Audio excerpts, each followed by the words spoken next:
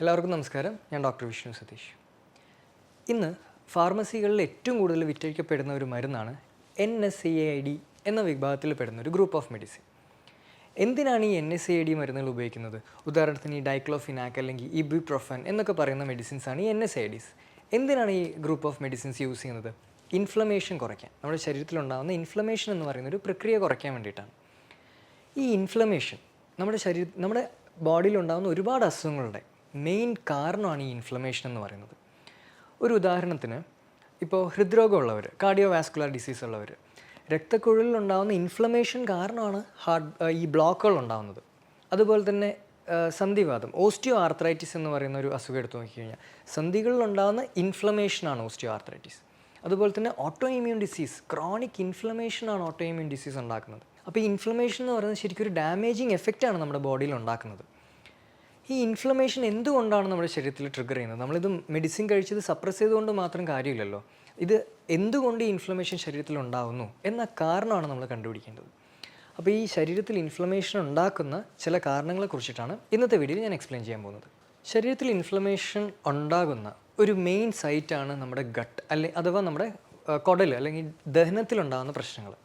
ഒരു ഭക്ഷണം കറക്റ്റായിട്ട് നമ്മുടെ ബോഡിയിൽ ദഹിച്ചിട്ടില്ലെങ്കിൽ അത് ഇൻഫ്ലമേഷനിലൊരു ട്രിഗർ ആകാം. ഇതിൻ്റെ ഏറ്റവും ഒരു പ്രധാനപ്പെട്ട എക്സാമ്പിളാണ് ഗ്ലൂട്ടൻ അടങ്ങിയിട്ടുള്ള ഭക്ഷണങ്ങൾ കഴിക്കുന്നത്. നമ്മൾ മിക്കവാറും ഇപ്പോൾ ഏതൊരു ഓട്ടോ ഇമ്മ്യൂൺ ഡിസീസ് ആയാലും അല്ലെങ്കിൽ ദഹനത്തിന് റിലേറ്റഡ് ആയിട്ടുള്ള ഏതൊരു അസുഖങ്ങളായാലും എല്ലാ ഡോക്ടേഴ്സും പൊതുവേ ഒരുപോലെ പറയുന്നൊരു കാര്യമാണ് ഗ്ലൂട്ടൻ അടങ്ങിയിട്ടുള്ള ഭക്ഷണം അവോയ്ഡ് ചെയ്യണം എന്നുള്ളത്. എന്തുകൊണ്ടാണ് ഈ ഗ്ലൂട്ടൻ ഇത്ര പ്രോബ്ലം ആവുന്നത്? പണ്ടും വർഷങ്ങൾക്ക് മുമ്പും ആൾക്കാർ ഗ്ലൂട്ടൻ അടങ്ങിയിട്ടുള്ള ചപ്പാത്തി ആണെങ്കിലും ചില ഭക്ഷണങ്ങളൊക്കെ കഴിച്ചിട്ടുണ്ട്. പക്ഷേ ഇന്ന് മാർക്കറ്റിലുള്ള ഗ്ലൂട്ടൻ എന്ന് പറയുന്നത് ജെനറ്റിക്കലി മോഡിഫൈഡ് ചെയ്തിട്ടുള്ള ഗ്ലൂട്ടനാണ്. പണ്ട് നമ്മൾ കഴിച്ചുകൊണ്ടിരുന്ന ഗ്ലൂട്ടന് സ്പെൽറ്റ് എന്ന് പറയുന്നൊരു ടൈപ്പ് ഓഫ് ഗ്ലൂട്ടനാണ് പണ്ട് നമ്മൾ കഴിച്ചുകൊണ്ടിരുന്നത്. പക്ഷേ ഇന്നത്തെ ഗ്ലൂട്ടൻ ജെനറ്റിക്കലി മോഡിഫൈ ആയിട്ടുള്ള ഗ്ലൂട്ടനാണ്. ഇത് നമ്മൾ ബോഡിക്ക് തീരെ ഡൈജസ്റ്റ് ചെയ്യാനുള്ള ഒരു കപ്പാസിറ്റി ഇല്ല. കാരണം ഈ ഗ്ലൂട്ടനിലുള്ള ഒരു പ്രോട്ടീൻ, ഗ്ലൈഡിൻ എന്ന് പറയുന്ന ഒരു പ്രോട്ടീൻ തീർച്ചയായിട്ടും കുടലിൽ ഡാമേജ് ഉണ്ടാക്കുന്നുണ്ട്. ഇത് ഇൻഫ്ലമേഷനിലോട്ട് ലീഡ് ചെയ്യുന്നുണ്ട്. ഇങ്ങനെ കുടലിലുണ്ടാകുന്ന ഇൻഫ്ലമേഷൻ പല അസുഖങ്ങളിലോട്ടും നയിക്കാം. അതിപ്പോൾ IBS ആയിക്കോട്ടെ, അല്ലെങ്കിൽ കൊലൈറ്റിസ് എന്ന് പറയുന്ന അസുഖങ്ങളിലോട്ട് പോകാം, അല്ലെങ്കിൽ സ്കിന്നിന് ഇഷ്യൂസ് ഉണ്ടാവാൻ ചാൻസ് ഉണ്ട്.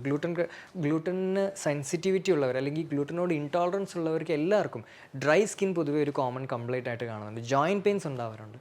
അതുകൊണ്ട് ഇൻഫ്ലമേഷൻ ഉള്ളവർ, ശരീരത്തിൽ ഇൻഫ്ലമേഷൻ സൈൻസ് ഉള്ളവർ അല്ലെങ്കിൽ ഇൻഫ്ലമേഷൻ ഉള്ളവർ പൊതുവേ ഗ്ലൂട്ടൻ അടങ്ങിയിട്ടുള്ള ഭക്ഷണങ്ങൾ നിർത്തുന്നത് വളരെ എഫക്റ്റീവായിരിക്കും. ഏതൊക്കെയാണ് ഗ്ലൂട്ടൻ അടങ്ങിയിട്ടുള്ള ഭക്ഷണം? മെയിനായിട്ടും റിഫൈൻഡ് ചെയ്തിട്ടുള്ള ഗോതമ്പ്, വീറ്റ്, അതുപോലെ തന്നെ ബാർലി, പിന്നെ ഓട്സ്.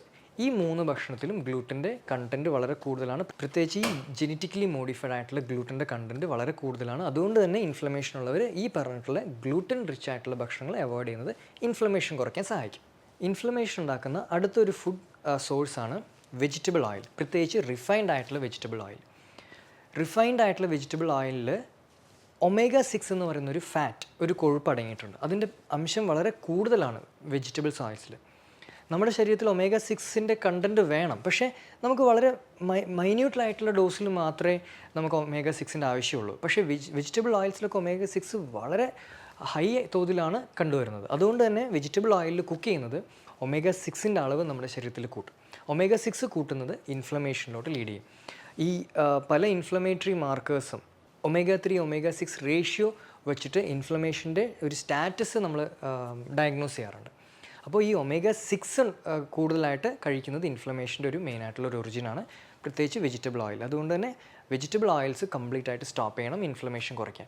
സോ മെയിനായിട്ടും അവോയ്ഡ് ചെയ്യേണ്ട, ഇപ്പോൾ സൺഫ്ലവർ ഓയിൽ എടുത്ത് നോക്കിക്കഴിഞ്ഞാൽ നമുക്ക് 71% omega-6 കണ്ടൻ്റ് ഉണ്ട്. കോൺ ഓയിലിൽ 57, സോയാബീൻ 54, കോട്ടൺ സീഡിൽ 54. പക്ഷേ കോക്കനട്ട് ഓയിൽ എടുത്ത് നോക്കിക്കഴിഞ്ഞാൽ 3% മാത്രമേ omega-6 കണ്ടൻ്റ് ഉള്ളൂ. അതുകൊണ്ട് തന്നെ ഏറ്റവും പ്രിഫറബിൾ കുക്കിങ്ങിന് യൂസ് ചെയ്യേണ്ട ഒരു വെജിറ്റബിൾ ഓയിൽ എന്ന് പറയുന്നത് കോക്കനട്ട് ഓയിൽ തന്നെയാണ്. സോ omega-6 കണ്ടൻറ്റ് അല്ലെങ്കിൽ omega-6 അടങ്ങിയിട്ടുള്ള വെജിറ്റബിൾ ഓയിൽ കംപ്ലീറ്റ് ആയിട്ട് മാറ്റുന്നത് ഇൻഫ്ലമേഷൻ കൺട്രോൾ ചെയ്യാൻ ഏറ്റവും ഉപകാരപ്പെടുന്ന മറ്റൊരു ഫാക്ടറാണ്. ഇൻഫ്ലമേഷൻ ഇൻഡ്യൂസ് ചെയ്യുന്ന മൂന്നാമത്തെ ഫുഡാണ് ഷുഗർ, വൈറ്റ് ഷുഗർ. എല്ലാവർക്കും അറിയാം വൈറ്റ് പോയ്സൺ എന്ന് തന്നെയാണ് ഈ വൈറ്റ് ഷുഗറിനെ പൊതുവേ എല്ലാവരും വിളിക്കുന്നത്. പഞ്ചസാര കൂടുതൽ കൺസ്യൂം ചെയ്യുന്നത് ഫാറ്റി ലിവറും PCOD, പ്രമേഹം, അതുപോലെ തന്നെ ക്യാൻസർ പോലുള്ള ഇഷ്യൂസിലോട്ട് ലീഡ് ചെയ്യുന്നുണ്ട്. അമിതമായിട്ടുള്ള പഞ്ചസാരയുടെ ഉപയോഗം ഈ പറഞ്ഞ ഡിസീസൊക്കെ കൺട്രോൾ ചെയ്യാൻ തന്നെ ഷുഗർ നിർത്തിക്കഴിഞ്ഞാൽ, പൂർണ്ണമായിട്ടും ഷുഗർ നിർത്തിക്കഴിഞ്ഞാൽ തന്നെ ഈ പറഞ്ഞ ഡിസീസൊക്കെ നമുക്ക് കൺട്രോളിൽ കൊണ്ടുവരാൻ പറ്റും. നിങ്ങളുടെ ഡയറ്റിൽ നിന്ന് കംപ്ലീറ്റ് ആയിട്ട് അവോയ്ഡ് ചെയ്ത് നോക്കിക്കഴിഞ്ഞാൽ തന്നെ നിങ്ങൾക്ക് ഒരുപാട് ഡിഫറൻസ് നിങ്ങളുടെ ശരീരത്തിൽ ഫീൽ ചെയ്യും. ഈ ഷുഗർ കഴിക്കുന്നതിൻ്റെ ഒരു പ്രശ്നം, ഈ വൈറ്റ് ഷുഗർ ഇൻസുലിൻ റെസിസ്റ്റൻസ് എന്ന് പറയുന്നൊരു ഫിനോമിന ഉണ്ടാക്കും. അതായത് രക്തത്തിൽ ഇൻസുലിൻ്റെ അളവ് ഭയങ്കരമായിട്ട് കൂട്ടുന്നുണ്ട് ഈ വൈറ്റ് ഷുഗർ. സിമ്പിൾ ഷുഗറാണ് ഇവർ. ഇത് കൂട്ടുന്നതുകൊണ്ട് ഹൈ ഇൻസുലിൻ ബ്ലഡിലുണ്ടാകുന്നു. ഈ ഹൈ ഇൻസുലിൻ ഇൻഫ്ലമേഷൻ്റെ ഒരു ട്രിഗറാണ്. അതുകൊണ്ട് കംപ്ലീറ്റ് ആയിട്ട് ഷുഗർ സ്റ്റോപ്പ് ചെയ്യുന്നത്, ഇൻഫ്ലമേഷൻ ഒരുപാട് ശരീരത്തിൽ കൂടുതലുള്ള രോഗികൾക്ക്, ഈ CRP, MSR ഒക്കെ ഹൈ ആയി നിൽക്കുന്ന രോഗികൾക്ക് ഒരുപാട് ഹെൽപ്ഫുള്ളാണ്. ഇൻഫ്ലമേഷൻ്റെ മറ്റൊരു കാരണമാണ് വൈറസ് ഇൻഫെക്ഷൻ. ഇത് പ്രത്യേകിച്ച് എടുത്തു പറയാനൊരു കാരണം, ഇന്ന് കാണപ്പെടുന്ന പല അസുഖങ്ങളും അല്ലെങ്കിൽ പോസ്റ്റ് കോവിഡിന് ശേഷം നമുക്ക് പറയാൻ പറ്റും ഒരുപാട് ഡിസീസ് ട്രിഗേർഡ് ആയിട്ടുണ്ട് പലരുടെ ശരീരത്തിലും. ഉദാഹരണത്തിന് ഇപ്പം ഈ പറഞ്ഞിട്ടുള്ള ജോയിൻറ്റ് പെയിൻസ് പലരും മെയിനായിട്ട് കംപ്ലൈൻറ്റ് ചെയ്തിട്ടുള്ളൊരു കാര്യമാണിത്. അതായത് കോവിഡ് വന്നതിന് ശേഷം ആർത്രൈറ്റിസ് വന്നിട്ടുണ്ട് എന്നുള്ളൊരു ഇഷ്യൂ. അല്ലെങ്കിൽ ചിലപ്പോൾ ഈ ചെറിയ സൈനസൈറ്റിസ് ഉള്ള ആൾക്കാരൊക്കെ കോവിഡ് എഫക്റ്റഡ് ആയതിനു ശേഷം പറഞ്ഞിട്ടുണ്ട്, പണ്ട് എനിക്ക് സീസണൽ ചേഞ്ചസിന് സമയത്ത് മാത്രമായിരുന്നു സൈനസൈറ്റിസ് വന്നത്, പക്ഷേ കോവിഡ് എഫക്റ്റ് ചെയ്തതിന് ശേഷം ഇപ്പോൾ വളരെ ഫ്രീക്വൻ്റ് ആയിട്ട് എനിക്ക് ഈ സൈനസൈറ്റിസ് അല്ലെങ്കിൽ ഈ ഒരു ജലദോഷം അല്ലെങ്കിൽ മൂക്കൊലിപ്പ് ഇങ്ങനെയുള്ള പ്രശ്നങ്ങൾ വളരെ കണ്ടിന്യൂസ് ആയിട്ട് കണ്ടുവരുന്നു എന്നൊക്കെ പറയാറുണ്ട്.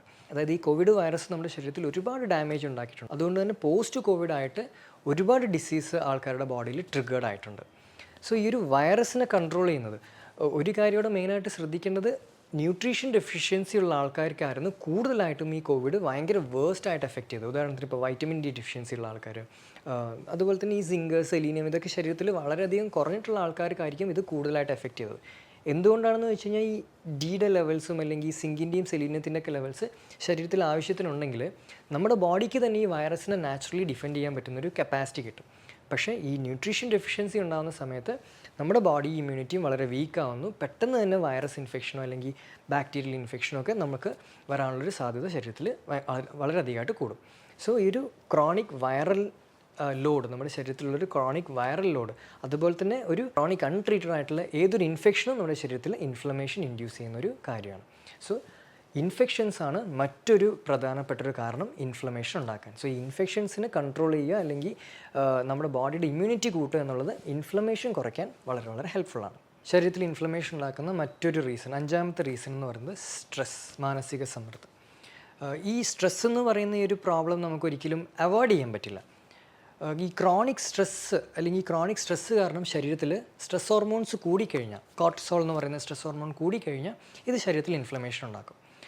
നമുക്ക് ചെയ്യാൻ പറ്റുന്നൊരു മെയിനായിട്ടുള്ളൊരു കാര്യം എന്താണെന്ന് വെച്ച് കഴിഞ്ഞാൽ, സ്ട്രെസ് അവോയ്ഡ് ചെയ്യാൻ പറ്റാത്തതായതുകൊണ്ട് തന്നെ പക്ഷേ നമുക്ക് സ്ട്രെസ്സുമായിട്ട് കോപ്പപ്പ് ചെയ്യാനുള്ളൊരു കപ്പാസിറ്റി ഉണ്ടാക്കിയെടുക്കാൻ പറ്റും. അത് ന്യൂട്രീഷൻ ശരീരത്തിൽ ഇമ്പ്രൂവ് ചെയ്യുന്നത് വഴി ഹെൽപ്ഫുൾ ആവാം. യോഗ, മെഡിറ്റേഷൻ പ്രോസസ്സ് വഴി നമുക്കിത് ഈ ഒരു നമ്മുടെ ബോഡിയുടെ ഒരു സ്ട്രെസ്സുമായിട്ട് കോപ്പപ്പ് ചെയ്യാനുള്ളൊരു കപ്പാസിറ്റി നമുക്ക് ഇമ്പ്രൂവ് ചെയ്ത് കൊണ്ടുവരാൻ പറ്റും. ഈ ലോങ് ടേം സ്ട്രെസ് അനുഭവിക്കുന്ന ആൾക്കാരുണ്ട്, പ്രത്യേകിച്ച് ഈ സപ്രസ്ഡ് ഇമോഷൻസ്, അതായത് ഇമോഷൻ ഒരുപാട് ഇങ്ങനെ സപ്രസ് ചെയ്ത് പൈൽ ചെയ്ത് വെക്കുന്ന ആൾക്കാരുണ്ട്. ഇവർക്കൊക്കെ മെയിനായിട്ടുള്ളൊരു പ്രശ്നം പറ്റുന്നത് ബ്രെയിനിൻ്റെ ഈ ഒരു ഫ്രണ്ടൽ പോർഷനിലാണ് ഈ ക്രോണിക് ആയിട്ടുള്ള സ്ട്രെസ് അല്ലെങ്കിൽ ഈ സപ്രസ്ഡ് ആയിട്ടുള്ള ഇമോഷൻ ഇവരെ കൂടുതലായിട്ട് എഫക്റ്റ് ചെയ്യുന്നത്. നമ്മുടെ ബ്രെയിനിൻ്റെ ഈ ഒരു ഫ്രണ്ടൽ പോർഷനിൽ ഇത് കൂടുതലായിട്ട് എഫക്റ്റ് ചെയ്ത് കഴിഞ്ഞാൽ ശരീരം തന്നെ നാച്ചുറലായിട്ട് പ്രൊഡ്യൂസ് ചെയ്യുന്ന ഒരു പെയിൻ കില്ലറുണ്ട്, അല്ലെങ്കിൽ ഒരു മൂഡ് അപ്ലിഫ്റ്റ് ചെയ്യുന്നൊരു ഒരു കെമിക്കലുണ്ട്, ബീറ്റ എൻഡോർഫിൻ എന്ന് പറയും. ഇതിൻ്റെ സെക്രീഷൻ നമ്മുടെ ശരീരത്തിൽ വളരെയധികം കുറഞ്ഞു. അതുകൊണ്ട് സ്ട്രെസ് മാനേജ്മെൻറ്റ് ചെയ്യേണ്ടതും ഇൻഫ്ലമേഷൻ കൺട്രോൾ ചെയ്യാൻ വളരെ വളരെ ഇമ്പോർട്ടൻ്റ് ആയിട്ടുള്ളൊരു കാര്യമാണ്. So yoga, meditation, nutrition improve ചെയ്യുക, മഗ്നീഷ്യം, വൈറ്റമിൻ ഡി പോലുള്ള ന്യൂട്രീഷൻ ഇമ്പ്രൂവ് ചെയ്യുക, അതുപോലെ തന്നെ കൗൺസിലിംഗ് സെഷൻസും സ്ട്രെസ് മാനേജ്മെൻറ്റിന് വളരെ എഫക്റ്റീവായിട്ട് കണ്ടുവരുന്നുണ്ട്. സപ്രസ്ഡ് ഇമോഷൻസ് ഉള്ളവർ തീർച്ചയായിട്ടും ഒന്നെങ്കിൽ നിങ്ങളുടെ ഫാമിലി അല്ലെങ്കിൽ റിലേറ്റീവ്സുമായിട്ട് ഷെയർ ചെയ്ത് നിങ്ങളുടെ ആ ഒരു ഇമോഷൻ ക്ലിയർ ചെയ്യുക. ആ ഒരു സപ്രസ് ചെയ്ത് വെച്ചിട്ടുള്ള ഇമോഷൻ ക്ലിയർ ചെയ്യുന്നത് ബോഡിയിൽ ഒരുപാട് പോസിറ്റീവ് ചേഞ്ചസ് അല്ലെങ്കിൽ ഒരു പോസിറ്റീവ് ഇമ്പാക്ട്സ് ഒരുപാട് ഉണ്ടാക്കും. ഇത് ഇൻഫ്ലമേഷൻ കൺട്രോൾ ചെയ്യാൻ വളരെ ഹെൽപ്ഫുള്ളാണ്. സോ ഞാൻ പറഞ്ഞതുപോലെ ഇൻഫ്ലമേഷൻ ഒരുപാട് ഡിസീസിലോട്ട് ലീഡ് ചെയ്യുന്ന മെയിനായിട്ടുള്ളൊരു ഫാക്ടറാണ്. ഈ ഇൻഫ്ലമേഷന് മെഡിസിൻസ് എടുക്കുക എന്നുള്ളതിലുപരി ഇൻഫ്ലമേഷൻ എന്തുകൊണ്ടുണ്ടാവുന്നു എന്നതിൻ്റെ ആ ഒരു ട്രിഗർ കണ്ടുപിടിക്കുക എന്നുള്ളതാണ് ഏറ്റവും ഇമ്പോർട്ടൻ്റ്. അതിപ്പോൾ ഗട്ടിൽ നിന്നുള്ള ഇൻഫ്ലമേഷൻ ആണെങ്കിൽ നമ്മുടെ ഫുഡ് കൺട്രോൾ ചെയ്ത് നമുക്കതിനെ ഓവർകം ചെയ്യാൻ പറ്റും. സ്ട്രെസ്സ് കാരണമുള്ളതാണെങ്കിൽ സ്ട്രെസ് മാനേജ്മെൻ്റ് ആയിട്ടുള്ള ടെക്നിക്സ് ഒക്കെ ചെയ്യാം. ഇങ്ങനെയുള്ള മെത്തേഡ്സ് വെച്ചിട്ട് നമ്മൾ ഈ ഇൻഫ്ലമേഷൻ പ്രോപ്പറായിട്ട് കൺട്രോൾ ചെയ്ത് കഴിഞ്ഞാൽ ഒരുപാട് ഡിസീസ് നമുക്ക് റിവേഴ്സ് ചെയ്യാൻ സാധിക്കുന്നതായിരിക്കും. മറ്റൊരു സയൻറ്റിഫിക് വീഡിയോയുമായി കാണുന്നവരെ എല്ലാവർക്കും നന്ദി.